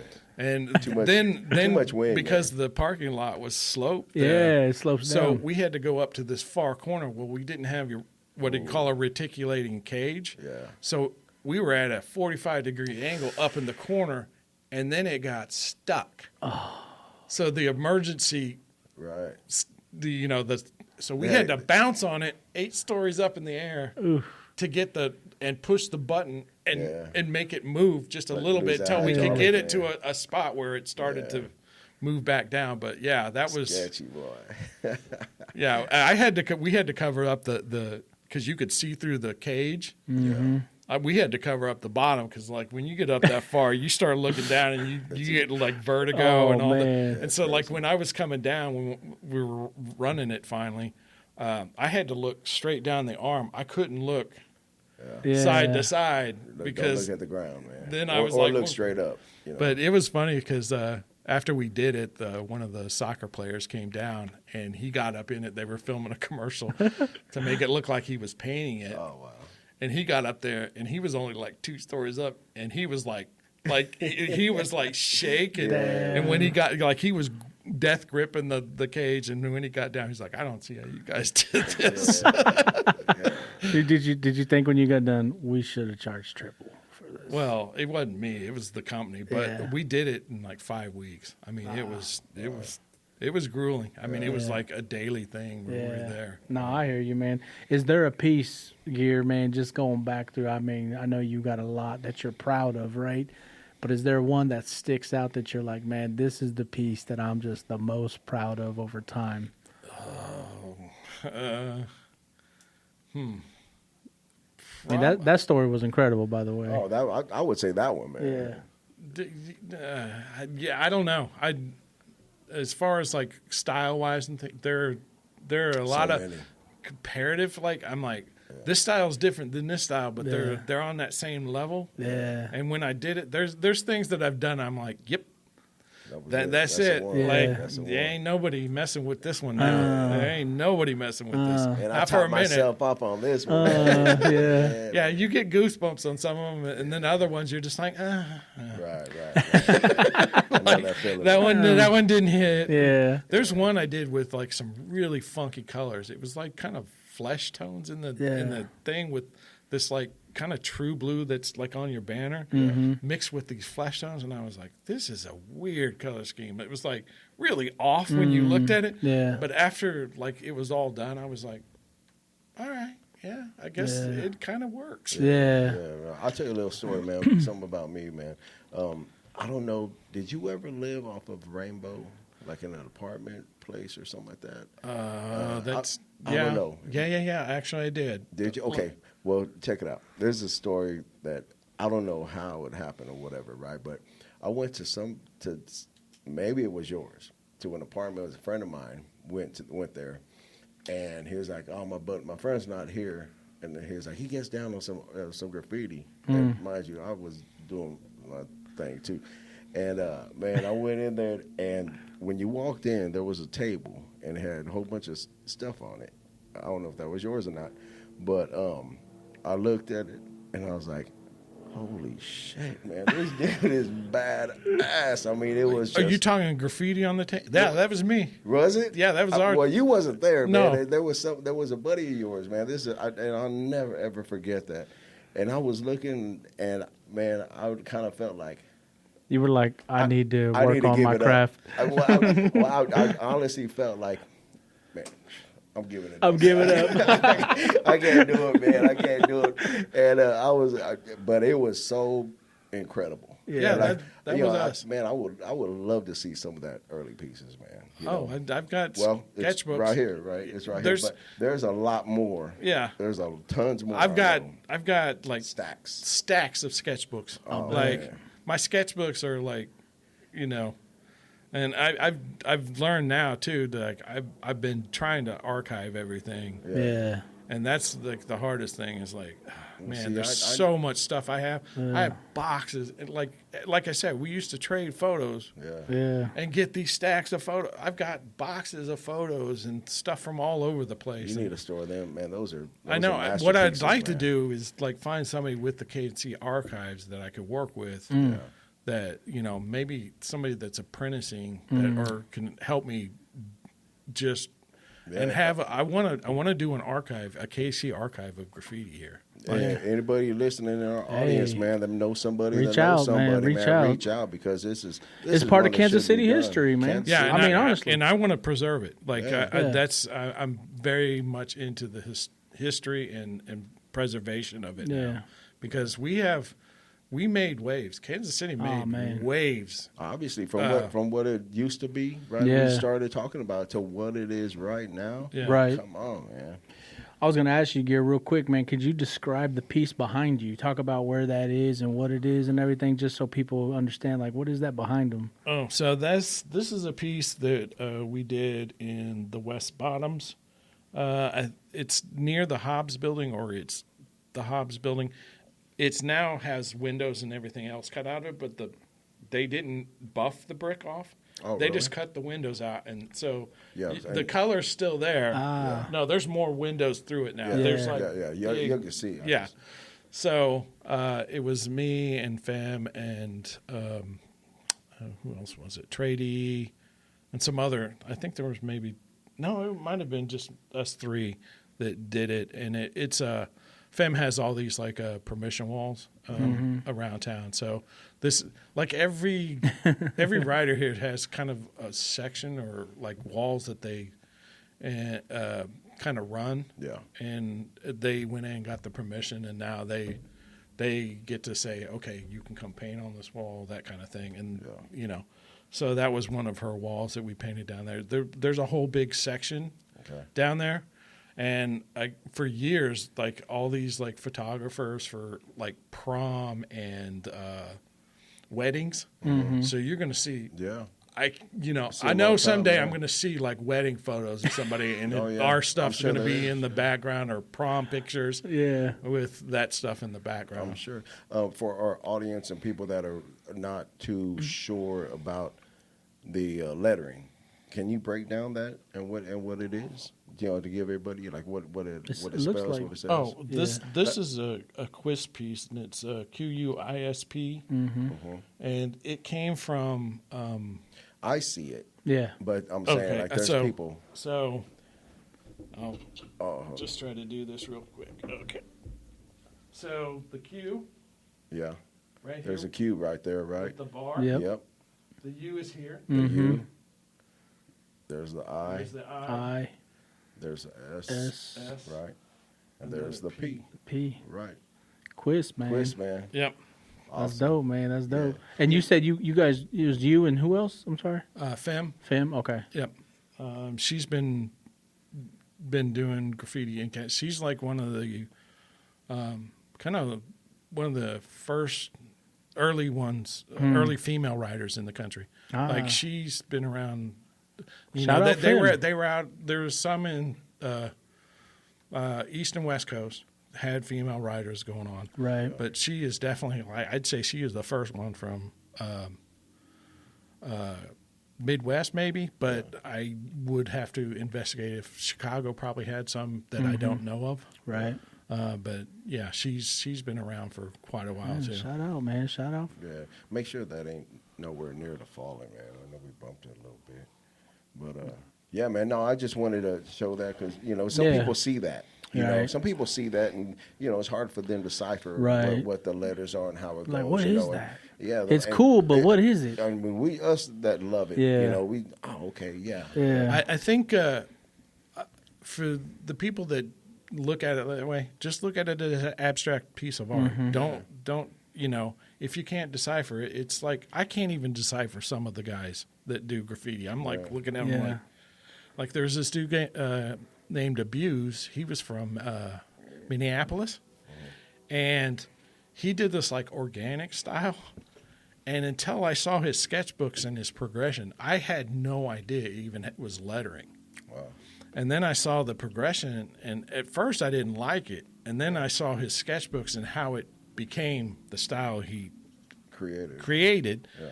And then I was like, oh, this is just Right on point, sick. man. Yeah, it was really dope. So Yeah, man. Well, hey man, that's a dope ass piece. Number one, and I think just for people who never even knew like gear, like what is that? Who is that, man? Like we're literally, man, we're talking to somebody who's created a scene in Kansas City that's still going on to this day.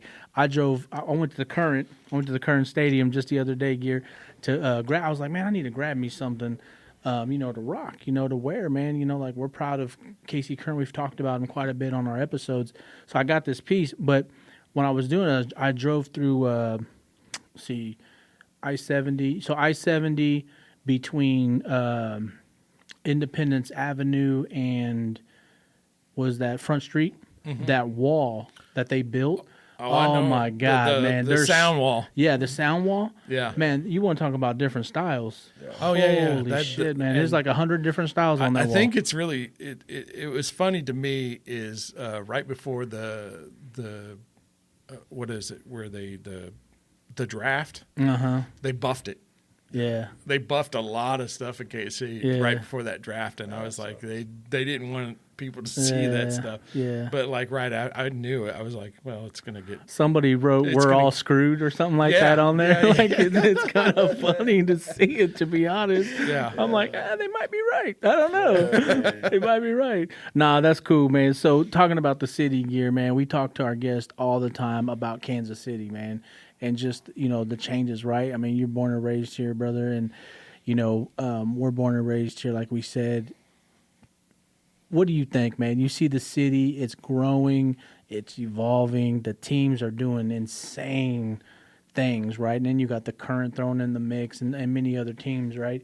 What do you think, man? Seeing Kansas City just hitting this peak right now. It's a love-hate. Yeah.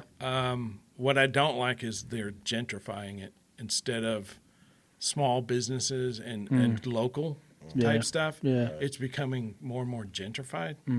And I don't like that about it. But at the same time, it's better than it being dead.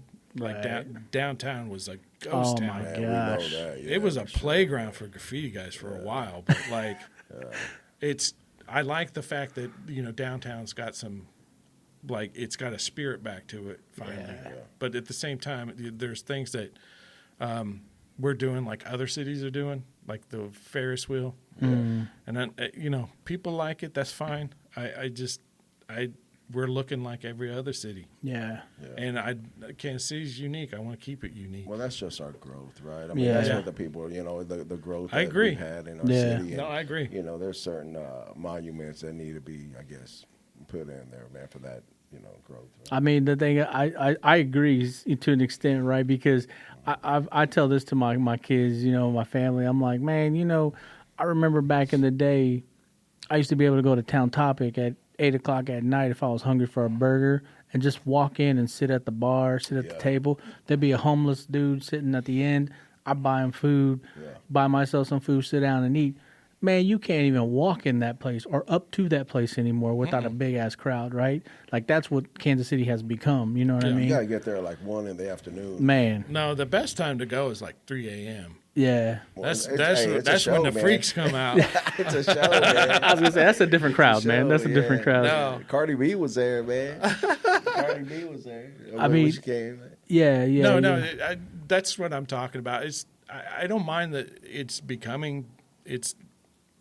being built up finally. Right. But there's certain things I just don't agree with. No, I hear you. And it's like you can do this, but you could do it in a cooler way Yeah. and more local type way. One thing I noticed when I drove down there in front of the stadium, man, is there's some real beautiful painted white walls out there, man.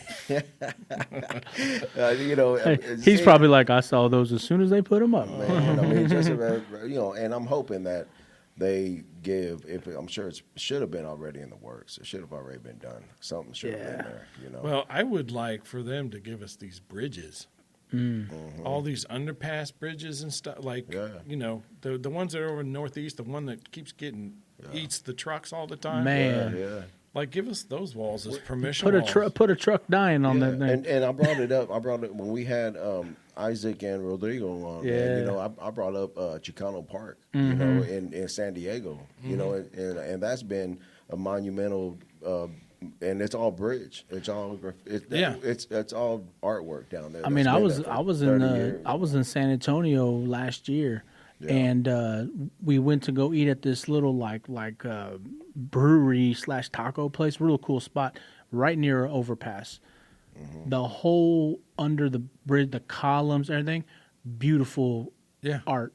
Beautiful graffitied art. Yeah. And I was like, man, that is so dope. And it's cultured, right? Because it's a big Hispanic, you know, area down there. So you could tell they got some Hispanic artists or maybe even, you know, not. And man, it's beautiful though, to your point, man. Yeah. Do you guys ever like reach out to the city or the city ever reach out to you? We do, but you know, there's a lot of red tape. So, you know, and I understand the city, they're not trying to get sued by anybody. So like, you know, when you do city stuff, it's got to be, it's a big production. Yeah, it's got to be something that they've got to be involved with. You know, have a ribbon ceremony and.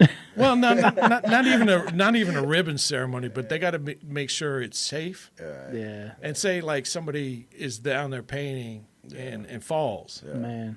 You know, it's not on the person that falls. It's going to be on the city for not getting insurance for the people down there, whatever. Yeah. But you know, Well, you could probably make a waiver that says like, just let us paint the Should wall. be able to. Anybody in our audience again, man, from the city or Reach know out, somebody, man. Or it's a great if, thing, if man. you have a good wall that you know you want to donate, and this is to a lot of people that have. Like graffiti problems already, and the city keeps coming after them because they have to clean it up. It's like you might consider talking to a graffiti guy about coming down and putting a mural on it because, you know, like I said, there's still respect. Yeah. There's still respect in the city, and the other graffiti guys don't really bother it. Right. And, you know. Well, like that Love Kansas City is a perfect example. Yeah. Nobody's touched that thing. Yeah.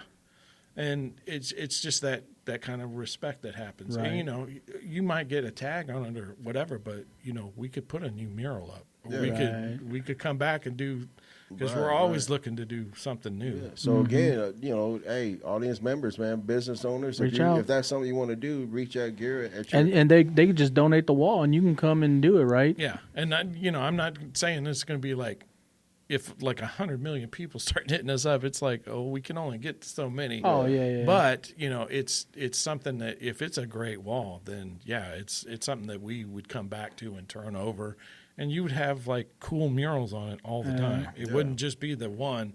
It would rotate out, and it'd be something cool. Yeah. Oh, nice. And plus, you know, if I'm having these kids and I can take them to a place they can paint, you know, it gives them, you know, a space that, you know, they have the graffiti alley, but that's just like this little tight, and the walls aren't great there. Yeah. Right.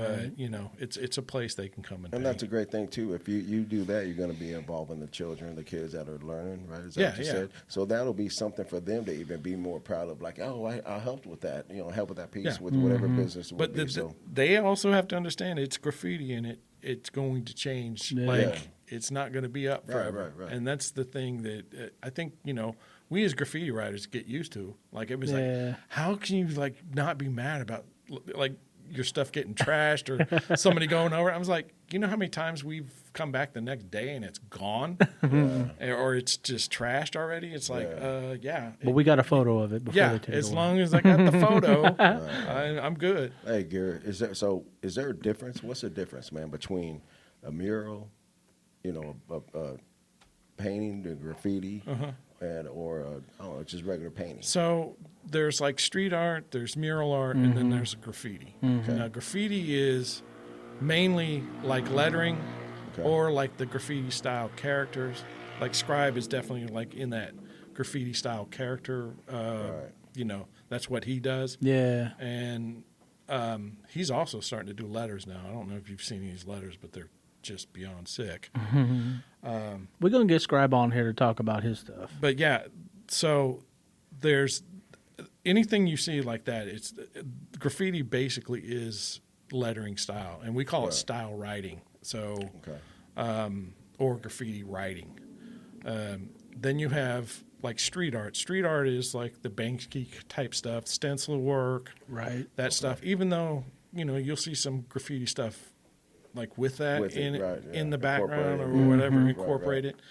It's mainly like that kind of street art is mainly that, and then the mural is kind of like Isaac and those guys do mural stuff. Right. I wouldn't consider them like street artists. I would consider them muralists. Muralists. Yeah, I think they even when we spoke with them and had them on, like they said they couldn't do the lettering, right? Yeah. Did they say that? Yeah. We So couldn't do the graffiti is like when you say graffiti, mainly is the lettering Right. style of what we do. lettering. Nice, man. I was going to ask you, man, like all these pieces you've done, right? I mean, thousands of pieces, I'm sure, just even in your sketch pad. Are you listening to some music to get you in that zone? I mean, my man D-Rod here, he's he's run DMC'd up, man. He's ready to go. My playlist, man. Hey. If I was to turn this on and put, you know, it connect to my phone, man. I was on the Don't Stop the Rock. Nah, playlist. yeah. What are you rocking, man? Right now, this dude, what's his name? I want to say Oni Savant. Oni Savant? Yeah. Okay. It's HOHEN or Henny. Henny Savant. Sorry. Henny Savant. I think I heard of him. Man. Oh, He H-E? is like the dopest rhymer out right now. Yeah. So he is like, I would put him like at the rhyme skill level of Eminem. Yeah. He's got those kind of like that think- rhyme That just the words that mean like double entendres, and like he's got that like crazy, like 10 minutes later you're like, did he just say all that? And you're trying to figure out like half of it, and then like on top of figuring it out, once you figured it out, you hear it again and you're like, oh, that's like two meanings in one thing. Like he's really talented. That's dope. He does like his own beats, his own music. He's like a jazz dude. He does piano and all that stuff. Yeah. So he's like one of my favorite guys out right now. Henny Savant. I'm about to check that out. Yeah, no doubt, man. No Henny Savant. But as far as like other stuff, it's mainly like hip hop stuff I listen to. But Well, he was a big boy. I like the boom bap. So anything that's got that just boom, that beat that's just solid and just like a stamp. That's who I'm listening to. So you know, I do like some. What's the dude's name? He does Kirby. Oh yeah, Kirby. Yeah, I can't think of his name right now. Oh my god, everything's slipping my mind. I was thinking you were talking about the beats and stuff. I don't know why, man. One beat that always sticks out to me is like a classic hip hop beat. Is the Run DMC song 2 years ago, a friend of mine. Sucker MC. Yeah, like that beat. So on top of that, though, I'm a weird dude. So like when I'm at a wall and we're like with all our boys, I'm playing everything from bluegrass to like old school country Yeah. to hip hop Yeah. to You love my playlist. Then. Come on, Yeah. man. Come So- on, man. Look, so, man. yeah, Some Merle Haggard with yeah, some. it's Come a on, man. mixture of just like all the stuff. And It's like, a vibe, right? I what- tell what's- people that too. Yeah, and what's really funny is like most of the dudes that come paint here at KC, we put that on, and they're like, "Yeah, play your music, even though it's corny." Like I'll throw the Muppets in there. The okay. Muppets on the I can't even think of the name of the song right now. You But put on Baby Shark, man. Baby Shark. no, I do not. That's what I'm the same line. Frozen. Man. But I would be close to putting on Baby Shark almost. but- But the guys that come in are just like, most of the time we go to these graffiti jams, they're playing the strict like just Yeah, hip hop, and right. I'm like, no, Hey, you got to you- mix it up, man. You need to get one of them bump boxes, man. If next I time they know. pop up, man. Yeah. That thing gets pretty loud. bro. I'm noticing it because I have this little speaker, Yeah. and usually I just turn my car on and let it run and Yeah. run the speakers that way. But yeah, That thing gets pretty loud, man. So one question we ask everybody, Gear, man, and especially you, and I'm gonna tell you, man, the bar is high because if you're born and raised in Kansas City, Yeah. the bar is high. Tell us you're from KC without telling us you're from KC. let me think about this one. Let's Same hear it, reaction, man. Come on, Gear. Hang on. Let me think. Because I could say some barbecue joint, but I don't know if I want to say that. Come on, man. You've seen the city from every angle. Well, barbecue LCs. Oh yeah, That means something to KC people more so than not. They were just in the news or paper. Or something. Okay, here's one that a lot of people don't know. Macy's downtown. oh Macy's yeah, downtown. Yeah, old Macy's downtown. the old Macy's downtown. Tell Like, people where that was, man. I don't know what. I think it was It's on- where the entertainment on district is Grand. now. Yeah. It was on no, I think my bad. It was on maybe it was on Grand or right there in between Walnut and where the Midland or whatever that. I think that's. Anyway, I got a story about it. Go ahead. Let's So hear we it, used man. to climb like this fire escape and jump over into the roof area. Well, the upstairs door on the roof was open, Yeah. and you could go inside Macy's, and it was creepy because there was this whole floor that was nothing but mannequins. Oh, that would have been creepy. So you like get down in it, and there's light coming in from the front windows. Yeah. But it was just all mannequins, and we were and in, dark, too. We were in there one night, and we hear one of the mannequins moving. What? Yeah. No. So we were like, Don't either tell there's a D-Rod that. homeless dude or something in there with Man. it, and we kept saying, who's here? Nobody was answering, but Did you think of the mannequin movie? I just thought of because I'm really big into like Ghost? horror movies and ghost movies and stuff. And Like that's you like- all I kept thinking. Like, we need to go. We need to go. you like I am watching not that? going to be that white boy who investigates. Like, let's go check out the noise, see where it's coming you from. know that that's in every movie too. Yeah. You know that. You and know. it's the white guy that's like, hey, we can go check this There's out. a creepy sound. Let's go look at it. A I'm bunch out. of hanging chainsaws. Let's go look at that garage. Mannequins are running around. Let's go see them. Yeah. Let's go Did talk that to him. mannequin just move? That's fucking nuts, man. That's hilarious, man. But yeah, no, man, I appreciate that. We ask everybody that question, man. So wanted to hit you with that. Appreciate Yeah, that. I mean, I could say the graffiti is KC. Like Hey. what we do is KC. Cool, man. You brought up LCs, man. What places? Is there any other place, man, that you like going to, For barbecue? or for anything? What's your go-to place, man, when you like to go eat? Oh, I like actually this. I don't know how long it's been in KC, but over in Columbus Park, the Vietnam Cafe. Yeah, Vietnam right, Cafe. That place is like a little hidden gem. Yeah, For food. right there next to the bridge, or the is No, there a it's right highway? down there by Garozzo's? Yeah, I guess it's kind of like Right around you the know that corner. it's got that kind of wall there, Yeah. but Yeah. it's got a green awning. I've and been there too, man. That's that- really good. I yeah. got the soup there. Yeah, a long that time place ago. is It's really good. Yeah. A lot of people, man, you know, a lot of people don't know about Columbus Park, man. I'd say like where the Riverwalk is now. It's Yeah. like, and I remember that when there was no Oh my walkway. gosh. Oh yeah, I do too. I used to run. I just saw in the what was on TV the other night in Kansas City. Oh, the Big 12 tournaments in town, right?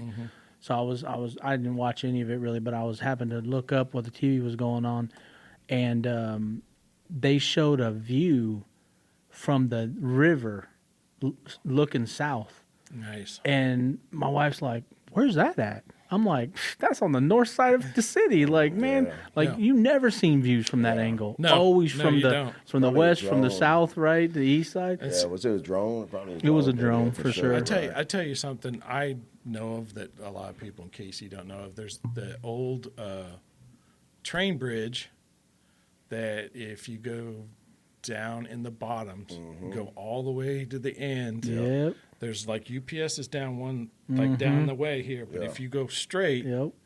there's an old bridge. It's blocked off now. Yeah. They've you can't By drive. Is it by James Street? Yeah. No, Yeah. right. Yeah. And it's an old metal bridge, and Yeah. you could see through it. Yeah. And like that, like a lot of people don't know Yeah. about that, but Yeah. I've been to like nooks and crannies in this city. That, We like, know, we know. and it's cool to like have that kind of knowledge about the city. Man. I was one of those urban explorers before it was even fun to do. Right. Like I was out like looking for spots, not even Right. trying to like explore things, but Yeah. yeah, there's so many like abandoned cool spots and weird spots in the city. Oh man. For sure. Gary, man, we asked this question also, man. You know, our Enterrupt KC, man, we're about people, places, and things. You know, give us one. I don't know. Give us one place, man, that you feel represents Kansas City.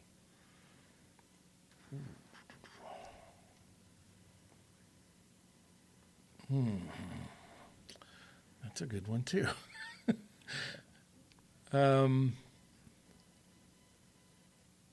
Okay, so I'd say Union Station is definitely something that represents KC in a big way. And I remember when it was abandoned Yeah. because we would sneak in there when it was. You talk about another creepy place. And that's when it was all rotting, and there was the tiles the were ceiling falling was off the falling in, ceiling. yeah. And you could get in there, but you had to know the secret underground tunnel to get in there, like those docks. Yeah. And that's I remember Union Station. Man. Union Station. I remember when they wanted to knock it down. We Remember? used to crawl out.